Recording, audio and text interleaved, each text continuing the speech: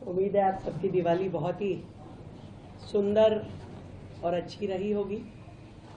और अब लगातार जो छठ की तैयारी दिल्ली सरकार द्वारा की जा रही है, आप सबको मालूम है वर्षों से यमुना जी पे छठ की पूजा सरकार द्वारा बंद कर दी गई थी। सरकार स्वयं से उस पूजा को नहीं कर रही थी, जिसे इस बार हमारी सरकार आने के बाद उस प्रतिबंध को हमने हटाया और हम सरकार की ओर से सभी व्यवस्थाएं देते हुए पल्ला से लेके कालिंदी तक अलग अलग जगहों पे लगभग ऐसे 17 पॉइंट है। इन 17 के 17 और जो कि किलोमीटर्स में है, कहीं पे आधा किलोमीटर का है, कहीं 1 किलोमीटर का है, कहीं पे 1.5 किलोमीटर का, जो स्पैन जहाँ पे लोग ज़्यादा बसावट है, ऐसे सभी 17 पॉइंट पे यमुना नदी के ऊपर मॉडल छठ घाट सरकार द्वारा बनाए जा रहे हैं।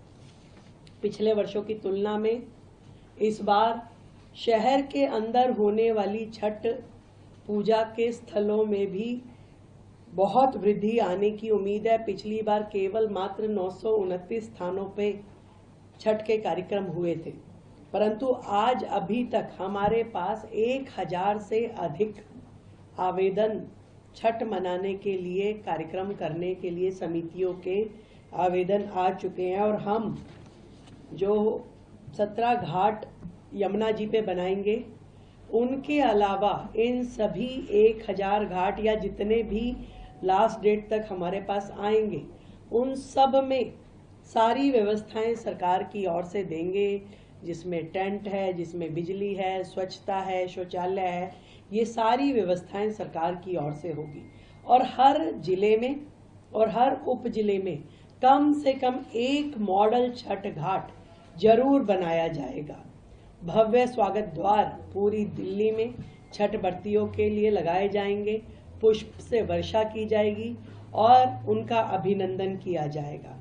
और पूरे धार्मिक माहौल के अनुसार भोजपुरी और मैथिली भाषा के सांस्कृतिक कार्यक्रम भी इन छठ के कार्यक्रमों में आयोजित किए जाएंगे।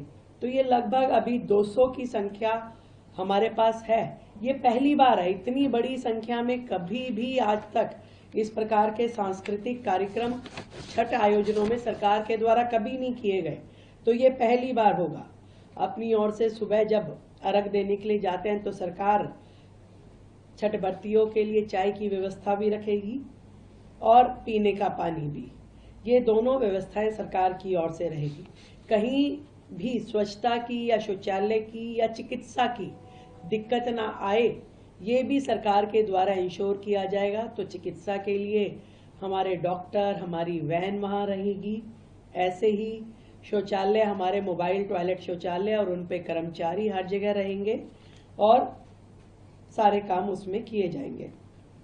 सरकार का पूरा प्रयास है कि स्वच्छ जल में हमारे श्रद्धालु खड़े होकर के अर्घ देंगे और पूरी तरीके से इस सारे के सारे आयोजन को निर्विघ्न संपन्न करने के लिए सरकार काम कर रही है।